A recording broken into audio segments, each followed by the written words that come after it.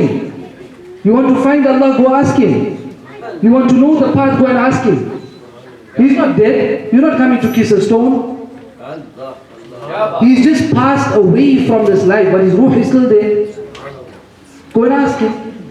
And wallahi, it was personally narrated to me that when they took that nasiha, spiritual openings came to them by YUSUF rahmatullah. And this is one of the karamat that was personally narrated to me of my Fazl Rahman Ansari. And wallahi, that's such a profound ta'aleem of his. Is when you go to the awliya Allah, what do you think of them? Are you just going to put dozens of material of chadar on the cover? Put sandal, take the chadar and kiss it? Wallahi, it does nothing for them. If you are to truly ask them, Hazrat must have put 102 chadars on their cover. You think they'll want that? What will they want more? Will they want you to go and put all the sandal and the chadar? We do that out of love. It's customary.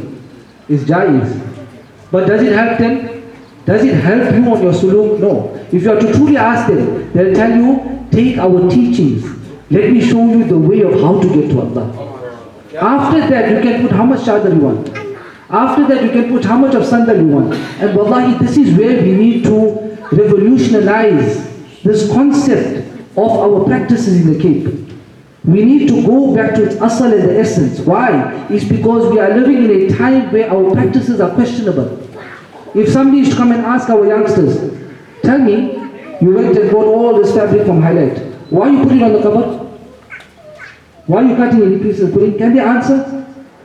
You're putting this paste, this brownish paste on the cupboard. You're putting so much of flowers. Why are you doing that? It's just a cupboard. I'm speaking from a skeptic point of view. We know why we do it. But if I come and ask the youngsters, so what do you say? No, my father did it.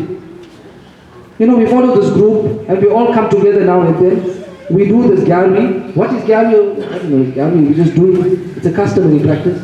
We go for Mawlud. Then after that we all go and stand around the qabr. And then we put all the material. We kiss that material. Some people kiss it before it goes on the qabr. Right? And then you put the... Can we explain it? So we need to come back to its essence. We need to revolutionize this whole concept. It's come back to ta'aleem. That's what it is.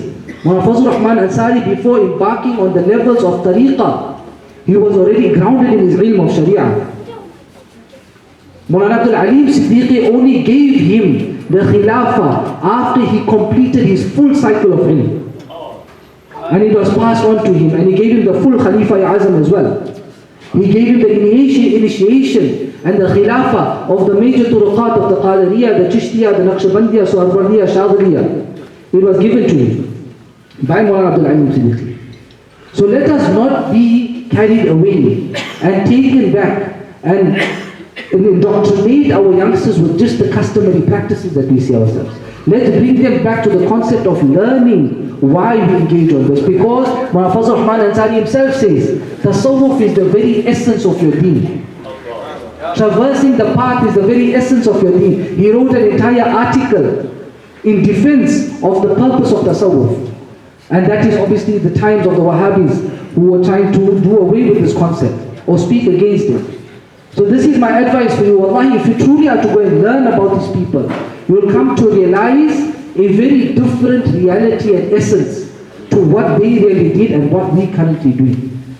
And obviously this is firstly for myself to take heed of. We ask Allah subhanahu wa ta'ala to keep us guided on this path. For Allah subhanahu wa ta'ala to keep us connected to these perfect individuals who were the guiding lamps of the Prophet sallallahu alaihi wasallam. For us to remain steadfast, for us to remain under the banner of the awliya Allah, and for us to become more educational in our practices rather than just customary.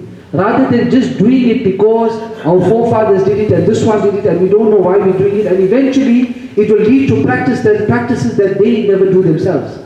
And that's where the danger part falls.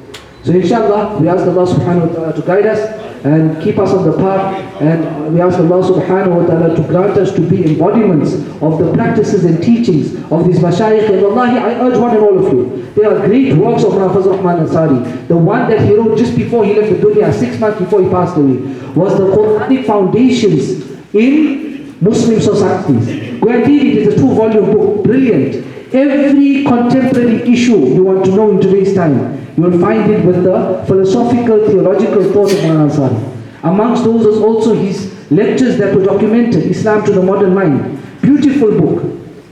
Let us become that nation and that ummah of Rasulullah of Iqra. Going back to reading and educating ourselves. And wallahi, you'll have a different perspective with these words. وَصَلَّى اللَّهُ عَلَى سَيِّدِنَا مُحَمَّدٍ وَعَلَى آلِهِ وَأَصْحَابِهِ أَجْمَعِينَ وَالْحَمْدُ لِلَّهِ رَبِّ الْعَالَمِينَ. Nare Takbir, Nare Risalat, Sulman al-Sunnah.